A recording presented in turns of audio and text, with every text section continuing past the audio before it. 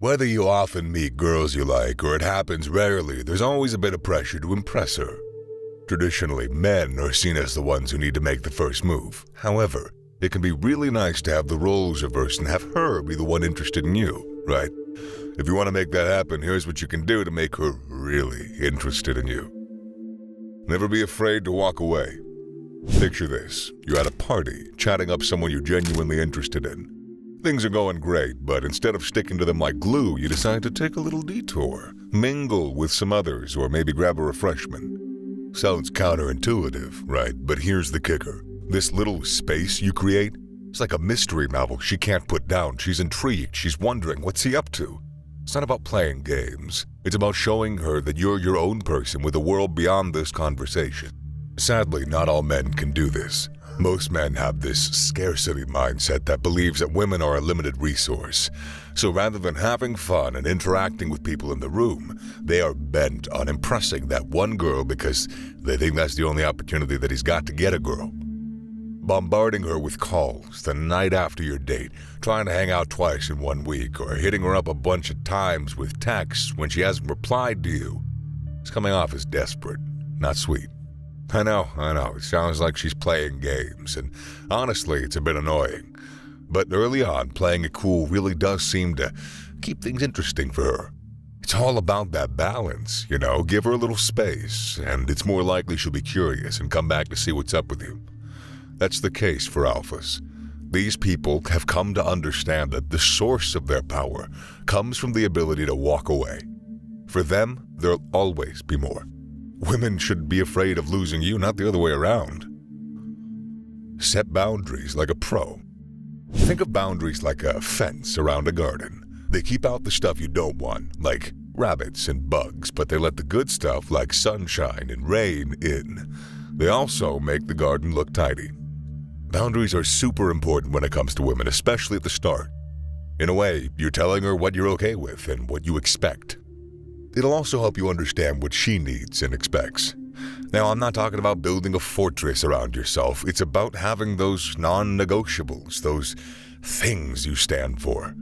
Maybe you don't answer texts during work hours or family dinners are sacred to you. Whatever it is, stick to it. When she sees you respecting your own time and priorities, she's going to respect you more, too. Plus, it shows you're not a pushover. And let's be honest, nobody's looking for a doormat in a partner. No is your new yes. You ever heard of the power of saying no? It's about not always being Mr. Yes Man. Whether it's turning down a favor that feels off or disagreeing with an opinion, saying no when it counts shows you've got a spine. And guess what? That's attractive. Saying yes all the time is the last thing women want to hear.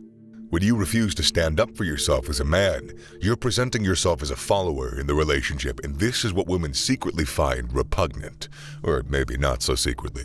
First off, make decisions quickly and stick by them, even if they sometimes turn out to be mistakes. For example, when deciding where to eat, just pick something.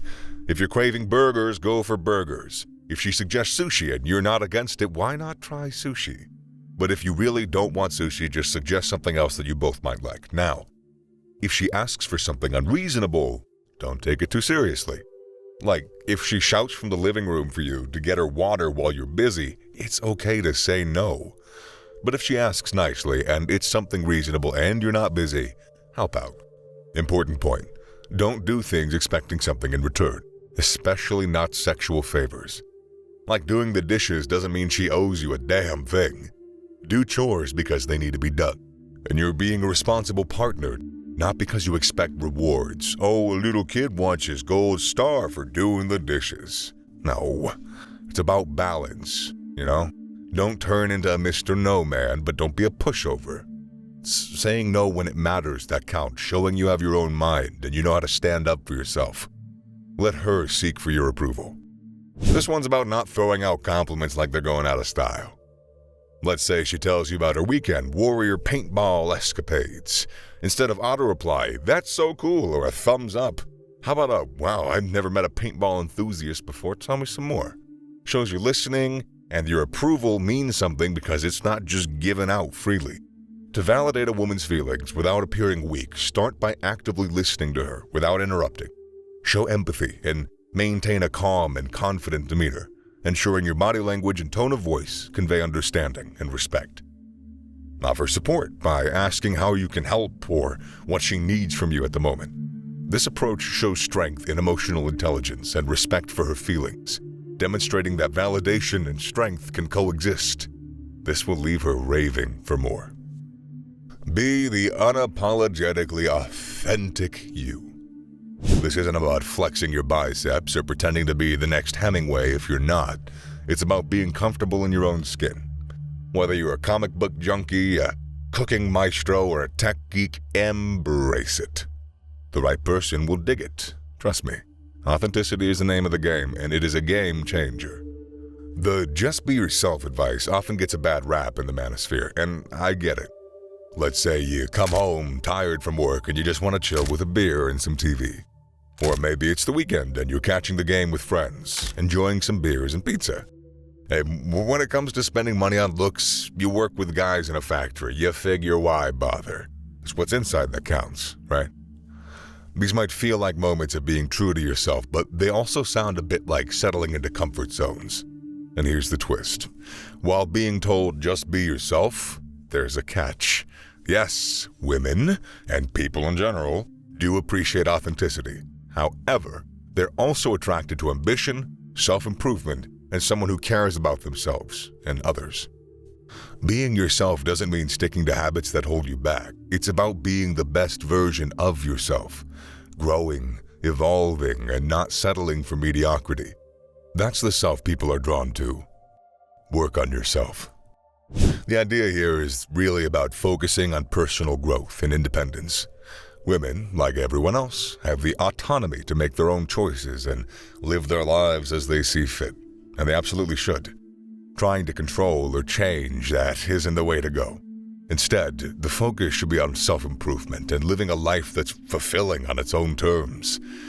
By working on becoming the best version of yourself, whether that's through fitness, career success, social connections, developing new skills, or engaging in interesting hobbies, you naturally become more attractive and interesting to others.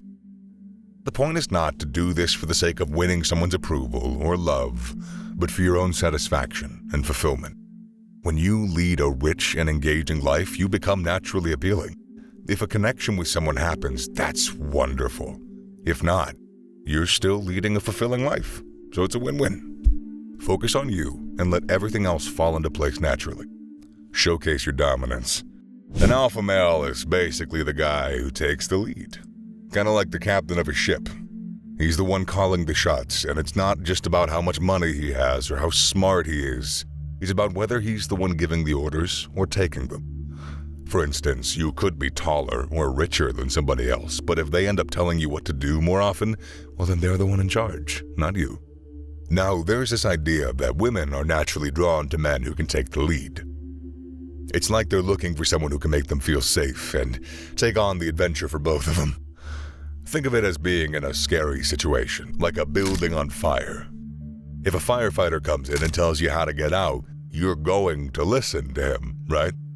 Because not listening could mean getting caught in the fire. In a similar way, the thought is that women feel more secure and less worried about facing tough situations when they're with a man who's confidently making the decisions. If you do this effectively, she will always come back for more. Anyways, that's it for today's video. You definitely should have picked up a few things that will change your dating life. Hit that like button if you enjoyed it and drop a comment down below. Click on the next video here to watch more.